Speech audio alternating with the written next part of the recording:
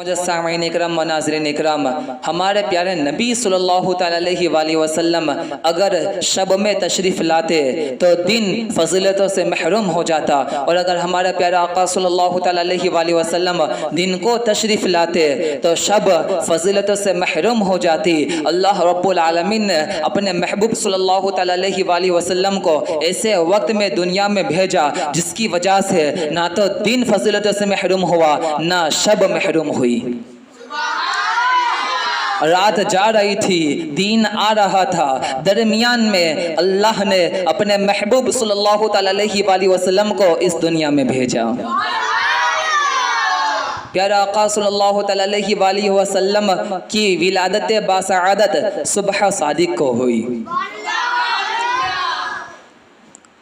हज़रत शेख अब्दुल हक मुहद्दिस देहलवी रहमतुल्लाहि तआला अलैह फरमाते हैं, शब विलादत मुस्तफ़ा सल्लल्लाहु अलैहि वसल्लम, यानी जिस शब में प्यारा आका सल्लल्लाहु अलैहि वसल्लम तशरीफ़ लाए, जिस शब के लम्हात को नबी पाक सल्लल्लाहु अलैहि वसल्लम की विलादत की निस्बत हासिल है, प्यारा आका सल्लल्लाहु अलैहि वसल्लम की शब विलादत लैलतुल क़द्र से भी ज़्यादा अफजल है। क्यों?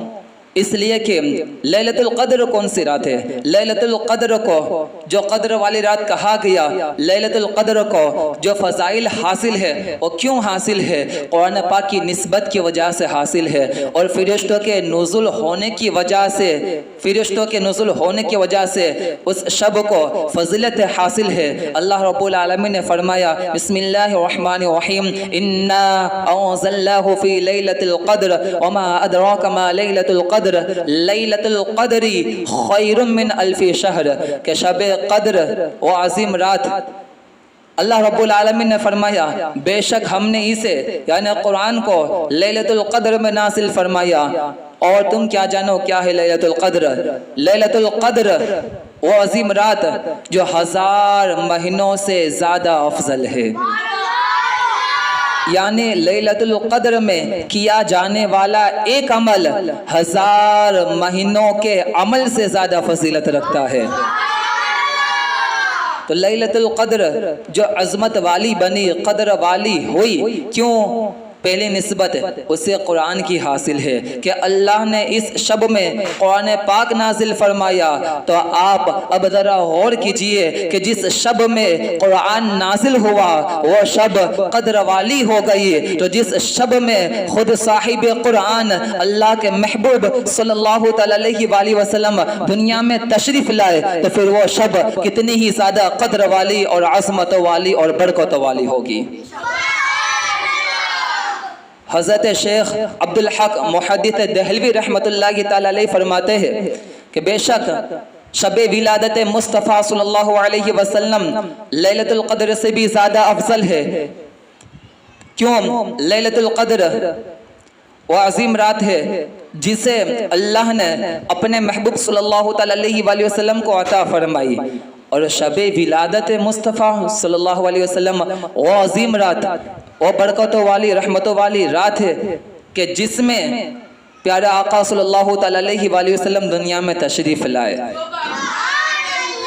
तो जिस शब ने प्यारा आका सल्लल्लाहु अलैहि वसल्लम की विलादत बासआदत की वजह से इज्जतें पाई हो, तो वो शब उस शब से कई गुना ज़्यादा क़द्र वाली है, अज़मतों वाली है, बरकतों वाली है, रहमतों वाली है। जिस शब ने फ़रिश्तों के नुज़ुल होने की वजह से इज्जतें पाई है। अल मुख्तसर शब विलादत मुस्तफ़ा सल्लल्लाहु अलैहि वसल्लम लैलतुल क़द्र से भी ज़्यादा अफजल है। लेकिन आज अफसोस कुछ भोले भटके ना समझ मुसलमान प्यारा आका सल्लल्लाहु अलैहि वसल्लम जिस घड़ी दुनिया में तशरीफ़ लाए उस घड़ी की भी बड़ी बेकदरी करते हैं। नबी पाक सल्लल्लाहु अलैहि वसल्लम की विलादत बासआदत जिस वक्त में हुई उस वक्त की भी लोग कदर नहीं करते, अदब व एहतराम नहीं करते। याद रखना कि प्यारा आका सल्लल्लाहु अलैहि वसल्लम जिस वक्त दुनिया में तशरीफ़ लाए आज भी वो वक्त बड़ा ही अज़मत वाला, बरकत वाला और रहमत वाला वक्त है ना। اس کا ادب و احترام کرنا چاہیے، اس کی قدر کرنی چاہیے، لیکن افسوس آج اللہ اکبر نوبت یہاں تک آ چکی ہے کہ شب ولادت مصطفیٰ صلی اللہ علیہ وسلم میں جس گھڑی میں پیارا آقا صلی اللہ علیہ وسلم دنیا میں تشریف لائے، پیارا آقا صلی اللہ علیہ وسلم کی ولادت باسعادت کی گھڑیوں میں بھی آج مسلمان اللہ اکبر بے قدری کا مظاہرہ کرتا ہوا نظر آتا ہے، بے ادبی کرتا ہوا نظر آتا ہے۔ کیا کرتا ہے؟ اللہ اکبر، اس وقت میں بہت سے لوگ آتش بازی کرتے ہیں، پٹاخے پھوڑتے ہیں، تو کیا اس سے آقا صلی اللہ علیہ وسلم خوش ہو جائیں گے؟ کیا آقا صلی اللہ علیہ وسلم دنیا میں تشریف لائے تھے تو زحمت بن کے تشریف لائے؟ نہیں، بلکہ ہمارے پیارے نبی تو رحمت للعالمین بن کر دنیا میں تشریف لائے۔ اور پٹاخے پھوڑنے کی وجہ سے، آتش بازی کرنے کی وجہ سے کیا حاصل ہوتا ہے؟ بہت سے قرآن پاک کی تلاوت کرنے والے لوگوں کو قرآن پاک کی تلاوت میں اور نماز پڑھنے والے انسان کو نماز میں تکلیفیں ہوتی ہے، خلل پیدا ہوتا ہے، رکاوٹیں پیدا ہوتی ہے، اور بہت سے بزرگ انسان، ضعیف انسان بڑے پریشان ہو جاتے ہیں ان کی آواز کی وجہ سے، اور بہت سے لوگ بیمار ہوتے، ان کی تکلیفوں میں اور زیادہ اضافہ ہو جاتا ہے۔ کیوں؟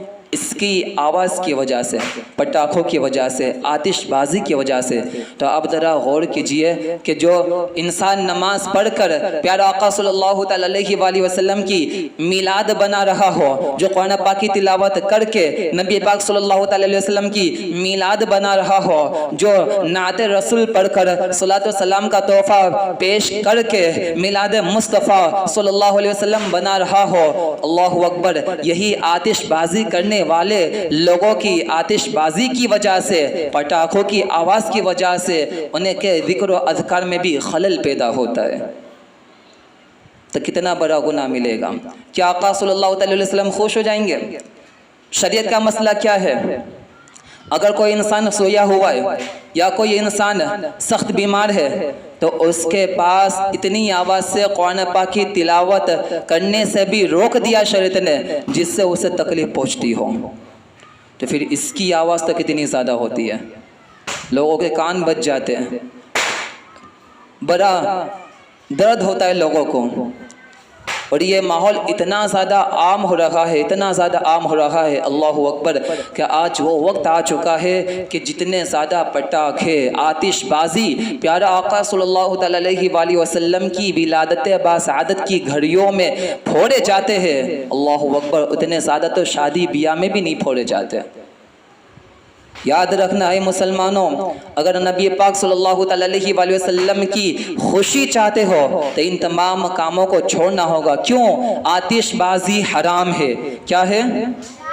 حرام ہے۔ آتش بازی کی شروعات کہاں سے ہوئی؟ یہ پٹاخے پھوڑتے ہیں نا، تو اس کی شروعات کہاں سے ہوئی؟ وہ بھی سماعت فرمائے۔ اللہ کے نبی سیدنا ابراہیم علی نبینا وعلیہ الصلوۃ والتسلیم کو جب نمرود لوگوں نے آتش کدہ میں ڈال دیا، اللہ کے حکم سے جب وہ آتش کدہ یعنی آگ کا گھر گلزار بن گیا، آگ جب ابراہیم علیہ الصلوۃ والسلام پر ٹھنڈی ہو گئی، اس کے بعد نمرودیوں نے، نمرود کے لوگوں نے کیا کیا تھا؟ اس وقت بم بنا کر، پٹاخے بنا کر، بم بنا کر ابراہیم علیہ السلام کو تکلیف پہنچانے کے لیے آتش کدہ میں ڈالے تھے۔ وہاں سے اس چیز کی شروعات ہوئی۔ یہ اغیار لوگوں کا طریقہ ہے اور ان سے تشبیہ ہو جاتی ہے۔ اعلیٰ حضرت عظیم البرکت مجدد دین و ملت الشاہ امام محمد رضا خان رحمۃ اللہ تعالی علیہ کا یہ فتویٰ ہے کہ آتش بازی یعنی پٹاخے جلانا بے شک حرام اور پورا جرم ہے۔ خدا رام اس سے بچو، آتش بازی ہر حال میں حرام ہے، مال کو فضول برباد کرنا ہے، اور قرآن پاک میں فضول خرچ کرنے والے کو شیطان کا بھائی کہا گیا ہے۔ ان المبذرین کانوا اخوان الشیاطین، کہ بے شک فضول خرچی کرنے والے شیطان کے بھائی ہے۔ اس میں فضول خرچی ہی تو ہے، اس سے کس کو فائدہ حاصل ہوتا ہے؟ आतिश बाजी के दीनी व दुनियावी बहुत से नुकसानात है। माल का ज़ाय करना जो कुरान की रूह से हराम है, अपने बच्चों की और पड़ोस की जान को खतरे में डालना जो कि मना है, बिला वजह आग से खिलना जिससे पनाह मांगी गई है, गैर मुस्लिमों से मुशाबिहत, बचपन से ही बच्चों की बुरी तरबियत जो कि आगे चलकर बहुत ही नुकसानदेह साबित हो सकती है। पटाखे जलाने से सुबह बहारा की नाकदरी होती है।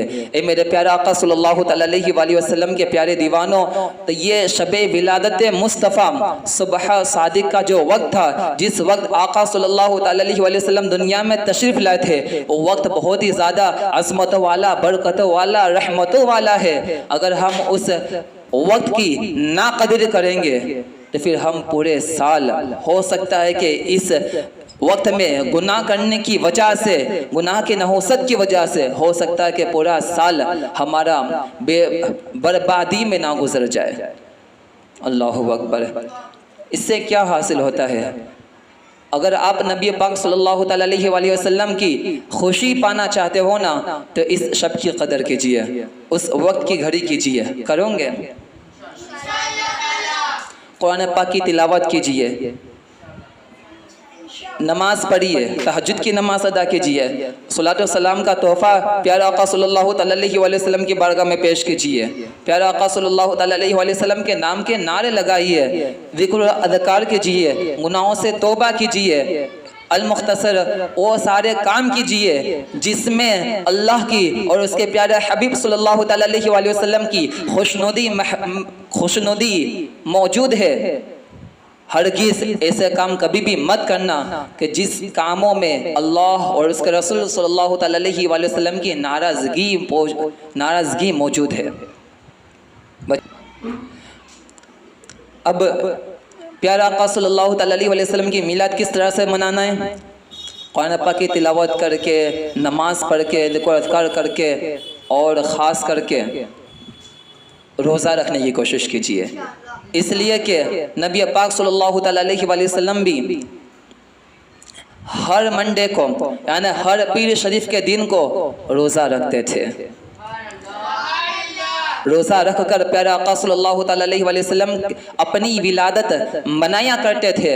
तो फिर हमें भी चाहिए कि नबी पाक सल्लल्लाहु अलैहि वसल्लम जिस तरह मिलाद बनाया करते थे, हमें भी चाहिए कि हम आका सल्लल्लाहु अलैहि वसल्लम की सुन्नत पर अमल पैरा होते हुए उस दिन रोज़ा रखने की कोशिश करें।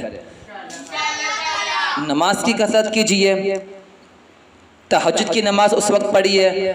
आका सल्लल्लाहु अलैहि वसल्लम ने इरशाद फरमाया, क़ुर्रतु ऐनी बिस्सलाम, यानी कि नमाज मेरे आँखों की ठंडक है। तो फिर आशिकान रसूल को तो चाहिए कि प्यारा आका सल्लल्लाहु अलैहि वसल्लम की आँखों को ठंडक पहुँचाए नमाज के ज़रिए। अगर आप किसी मुसलमान को तकलीफ़ पहुँचाओगे ना, तो इससे आका सल्लल्लाहु अलैहि वसल्लम खुश नहीं होंगे, बल्कि आका नाराज़ हो जाएंगे। खैर, अल्लाह तबारक व तआला की बारगाह में दुआ गो हूँ कि अल्लाह रब्बुल आलमीन हमें आका सल्लल्लाहु अलैहि वसल्लम की विलादत बासआदत की घड़ियों की कदर करने की, अदब एहतराम करने की तौफीक अता फरमाए, बेकदरी से हमारी हिफाजत फरमाए। अल्लाह रब्बुल आलमीन हमारी और तमाम मुसलमानों की तमाम परेशानियों को, तकालीफ़ को दूर फरमाए। आका सल्लल्लाहु अलैहि वसल्लम की मीलाद शरीयत के दायरे में रहकर मनाने की तौफीक अता फरमाए। आमीन बिजाह नबी करीम सल्लल्लाहु अलैहि वसल्लम बहक़ ला इलाहा